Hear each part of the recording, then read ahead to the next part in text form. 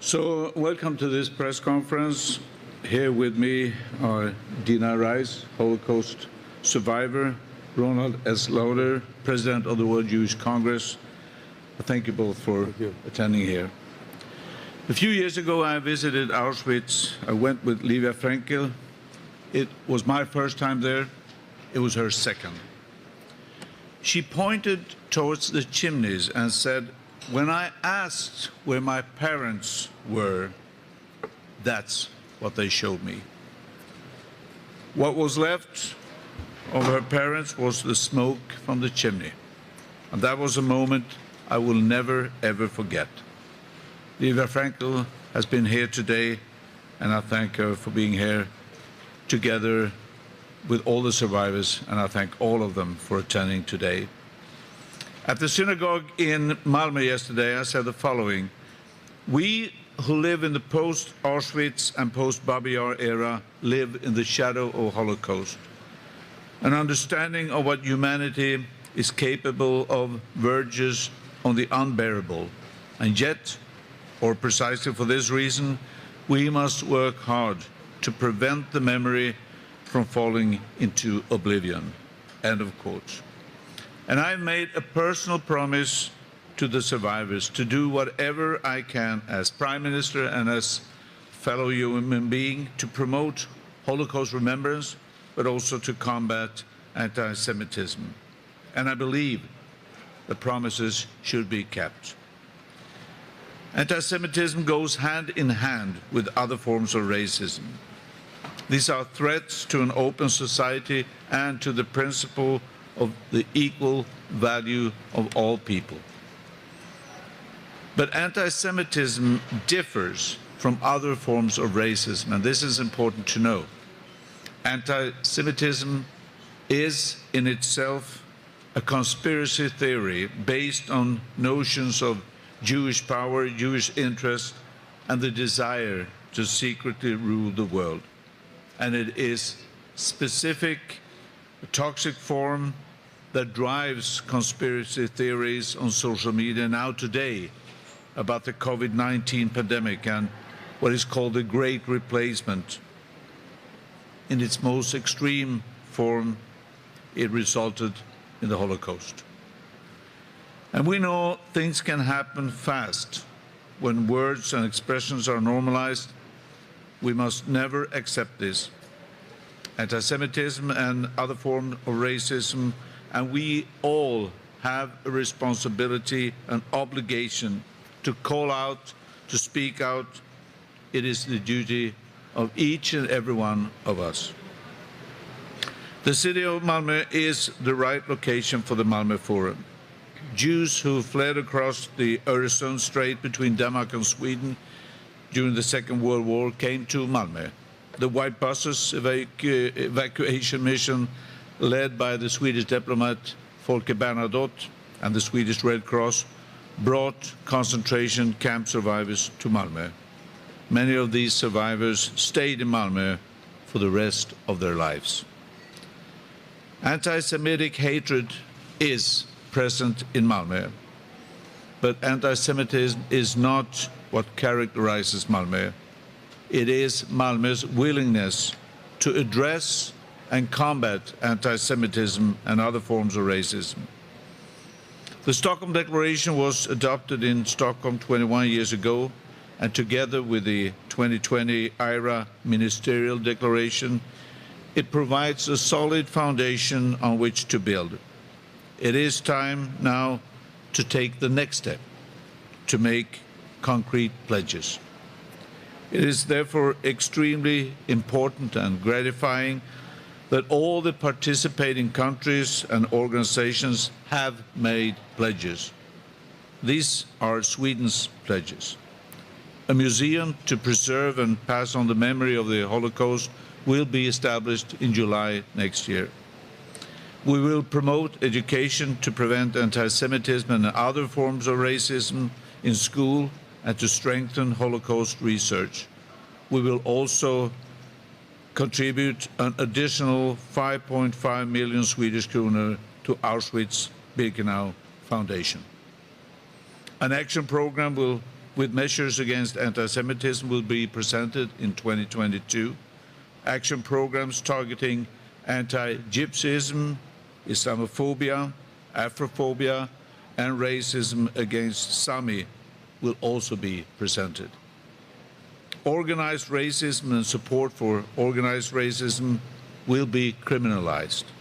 A parliamentary committee will consider whether Holocaust denial should be more clearly criminalized. The government will start working on the first ever strategy to promote Jewish life in Sweden and doing so in close cooperation with the Jewish community. Language centers for Yiddish and Romani will be established. Funding for security-enhancing measures for civil society, including the Jewish community, will increase significantly from 2022. We hope that the outcome of this forum will be measured by our accomplishments. The IRA's follow-up will play an important role in this to advance the fight against anti-Semitism and to ensure Holocaust remembrance. These will be the lasting outcomes of the Malmö Forum. With that, I give the word to Dina Rice. Please, the floor is yours. Thank you, Mr. Prime Minister. My name is Dina Rice, and I'm architect, now retired. I'm also mother, grandmother, wife, and Holocaust survivor. I was born in 1938 in Zagreb, and before the war I lived in Ruma, a little town in northern Yugoslavia. During the Holocaust, me and my family lived in Budapest with false identity documents in constant fear. We were many times interrogated by Hungarian fascists and German soldiers, sometimes under pistol threat. In 1944, 6 years old, I met Raoul Wallenberg in Budapest. He gave me a Swedish chocolate. I was very fortunate to not lose my parents. My paternal grandparents survived also, but I lost all others from my big family. In 1955, I met Jovan, my future husband, on a camping organized for Jewish children who survived Holocaust. Jovan has lost his parents and brother in Holocaust. In 1944, 11 years old, he wrote a diary in Bergen-Belsen. He came home alone. As survivors, we carry our traumas as invisible backpacks every day, every hour. We live two parallel lives. One present life, working and having family, and the other life, missing our loved ones and remembering all the horror.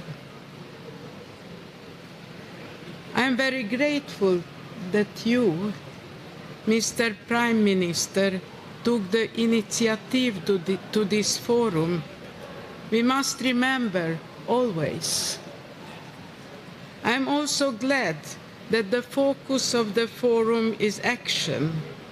We all need to react and act against anti-Semitism and other forms of racism, against those who want to say that what happened to me and my husband, our family and friends didn't happen.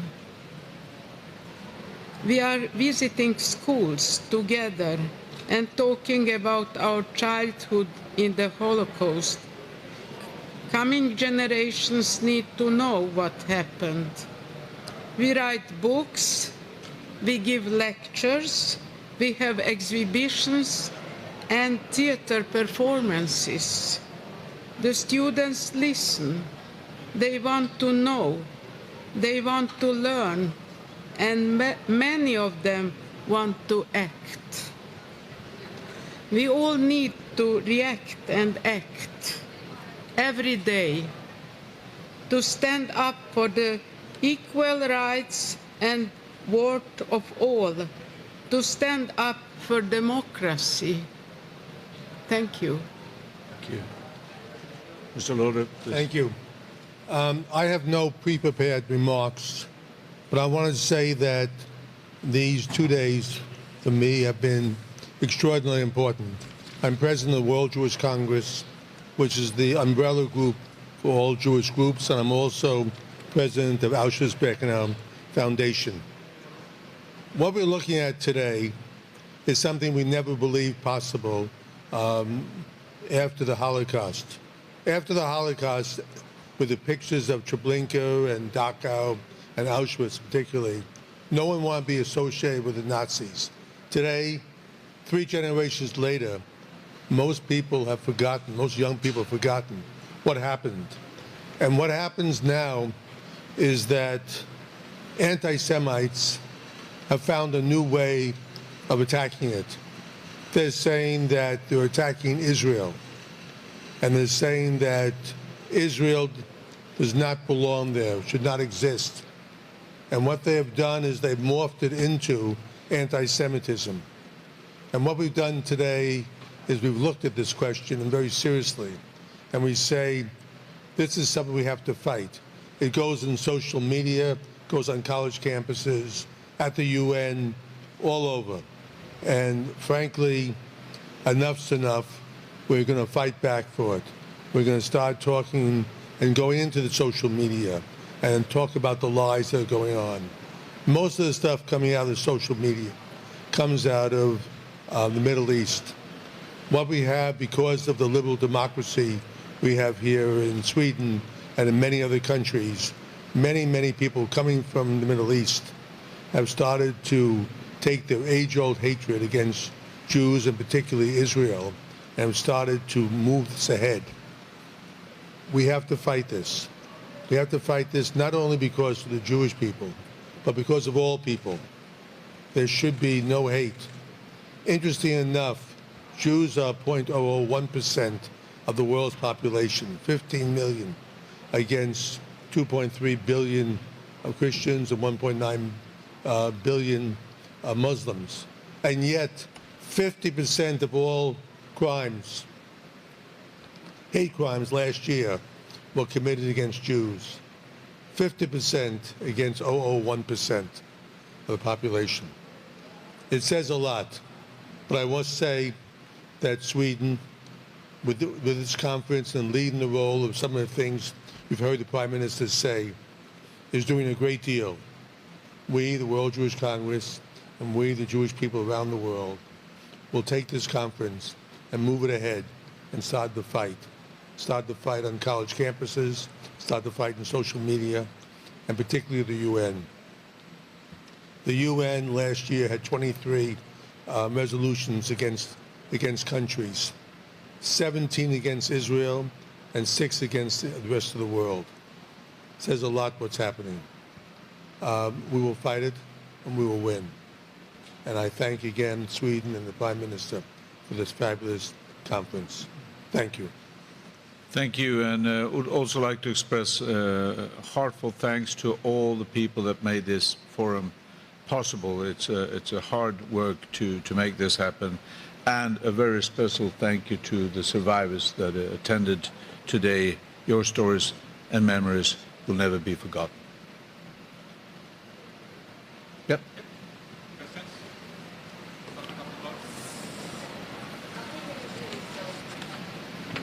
All of you follow, and of course I would like to ask the Prime Minister, but I'm also interested in... I can't barely hear you, so you need to speak up, sorry. Like this. Do you want me to hold? About the social media platforms, some of them attended here today. what were the most interesting pledges that you heard from them today? And my second question is, how will we follow up that these pledges that they've made here today will be followed, so to say? First, we will, of course, analyze all the pledges, including these platforms. But what I heard was one thing that the pledge was that they will increase the resources quite dramatically on combating meaning financially combating anti-Semitism, and that they pledged also to stop hate speeches from being possible at these platforms. So I think that's good. And then during the IRA presidency, Sweden will take over the presidency in March next year, and it gives us an excellent opportunity to do the follow-up on all the pledges. The platforms, yes, but all the pledges need to be followed up, including our own. So that's how we're going to work.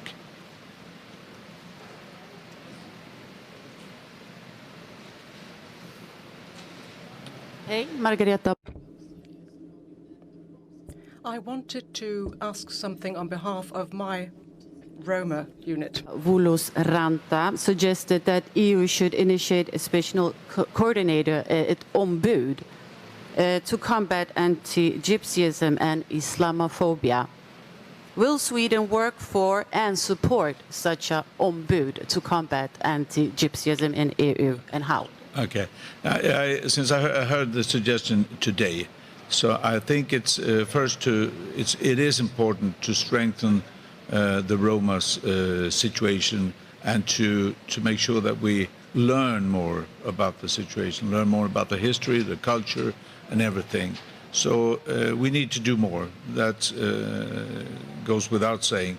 Exactly how, I would like to come back to, but we're ready to try that and see if that's a good way.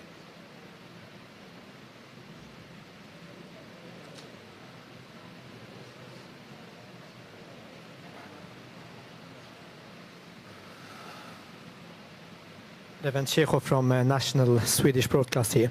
Mr. Loder mentioned the problem of anti-Semitism that it exists in the Middle East. So my question goes to the Prime Minister, whether you have invited leaders or decision makers from countries from the Middle East to address this question and make them make pledges. That is something that we do in different ways. Today was important to gather this group of countries and organizations and enterprises. But as I said, this is not the end of this is not going to stop now. We will continue. So it is important to address and be straightforward also with countries that express that we already do that. We already say this is wrong. Israel has a right to stay where it is, has a right to live and exist in peace and harmony with its neighbors. So that is something that we always express. They know. And what we need to do here in Sweden now, what we can do first, is to make sure that the people that arrives from those countries that have learned in school or by state propaganda about anti-Semitism, I think this is natural, to say, no, it is not. It is not acceptable in our country. So education on that is important.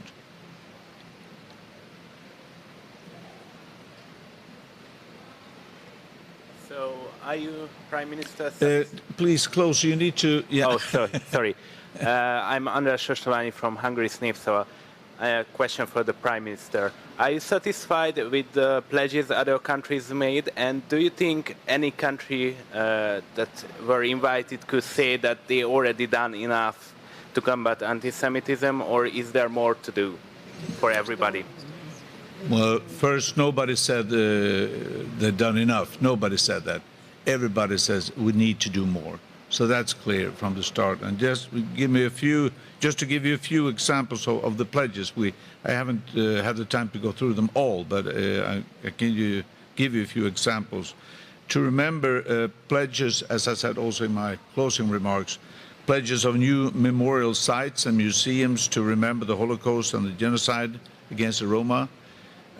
We have pledges on react and act, like a few examples, to strengthen teachers' ability to educate on the Holocaust and in confronting distortion and denial, to implement strategies to combat anti-Semitism and fostering Jewish life, and also on social media, as I said, social media companies. So we have pledges, and when I was listening in to the breakout rooms, I could hear several concrete pledges, and that makes me strong in my belief that we will advance and take this further.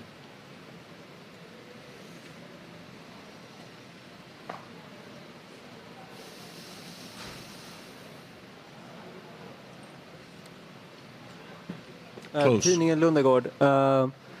20 years ago, Göran Persson hosted a similar event to this one, but many said today that anti-Semitism has only increased since.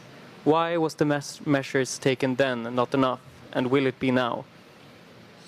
First, in Sweden, if you measure the anti-Semitism, the degree, it's quite low in Sweden comparable to other countries. But having said that, even a low degree is too much. We do not accept any anti-Semitism. And we also know that it has increased in Sweden as well as in other countries the last years. I think Mr. Lauder was referring to that as well.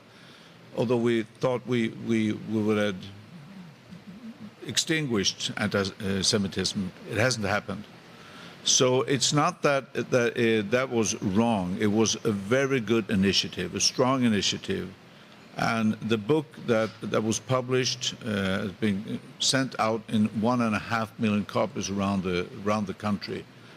We do have education on this, so that was a good initiative, a strong initiative. But things happen also around the world, and we see clearly that we need to do more. It hasn't gone away. It's still there, the anti-Semitism, and therefore we just need to keep on fighting against it. That's what we can do. Sure. I would like to add something to that. 20 years ago, 95% or 99% of the anti-Semitism came from the far right. What we've seen over the last 20 years is the far right has not gained anything. As a matter of fact, it's decreasing.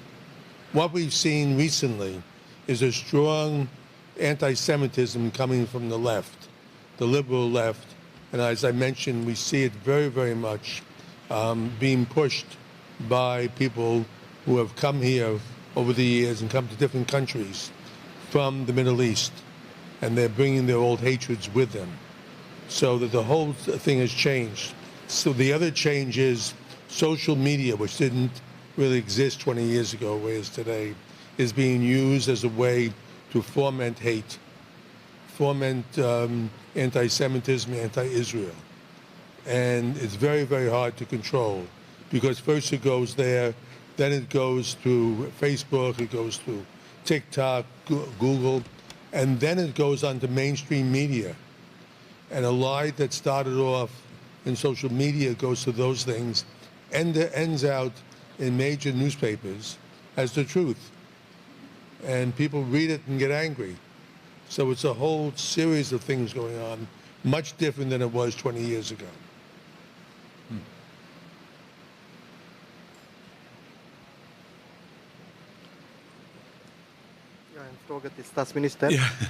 I have a question for the Prime Minister, if I may. I wanted to ask you, when will we find out more about this research on the Roma community and how much money? I don't have the amount now, but I can tell you that we will do research in order to understand more. Do you mind if I answer in Swedish? Shall I answer in English? So once again, we do need to learn more. We do need to understand more about different types of racism. We also need to know more about cultures.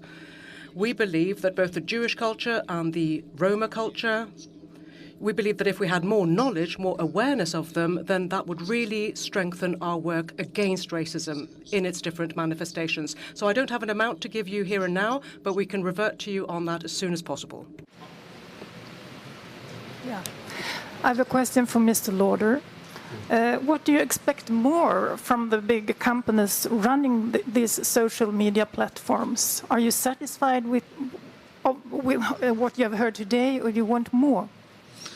I think we're going to need more. I strongly believe so. And this is an issue that obviously is affecting. Is strengthening anti-Semitism as well as anti-Gypsyism and other forms of racism. So, and it affects the whole society in various ways. So I'm really concerned in general that the social media that was supposed to and could be a very good platform for people to meet and build bridges. That's how it should be. It is not. It is in so many cases the contrary. So therefore, when it comes to these issues that we have been discussing on this forum, but also in general, I think I strongly advocate that we need another environment on social media, because it's way too much hate today, and it's hurting us as individuals. It is hurting our society, and it will hurt our society, damage our society if we don't do anything. So I can't say it's exactly 100% today. Having said that, I think it's important that they actually attended today. They were here, they were listening, they gave pledges, and then I think we need to do even more in the future. In social media, per week, there's between 80 and 800,000 entries on social media attacking Israel, attacking the Jewish people. It's become almost it's all over the media. And we've spoken with Facebook, who has taken down a lot. We've spoken to TikTok, we've spoken to Google, we've spoken to several other groups. But there's no way to stop it unless there is action by governments to control it. Just like in the past, it's controlled very much about child pornography. It used to be very much prevalent, and it's gone now because the government did something. We want the governments to start making laws against putting hate on the internet, and I believe it can happen. We are speaking to them, we're speaking to various governments, and frankly, it's something that the U.S. is looking at very, very carefully, and what can be done. Yes, money is important, but laws are more important, and laws are what people can say. Also, in schools and campuses, we've seen more and more professors teaching hate against Israel. Professors are supposed to be teaching children have gone out there. We've seen foreign countries in the Middle East putting billions of dollars into universities to talk about this and starting Middle Eastern departments. But again, this is getting ahead of the subject. The question is, we in the World Jewish Congress, with the help of countries like Sweden and many of the EU countries, we will fight back, and fight back very strongly. And we're not going to be silent. Silent is what makes anti-Semitism grow. And if you're not silent, you fight against it. Most anti-Semites are cowards. Thank you very much. We have to stop here, unfortunately. Thank you. Thank you. Thank you, Ms. Long. Thank you all very, very much for your interest. Thank you. Thank you.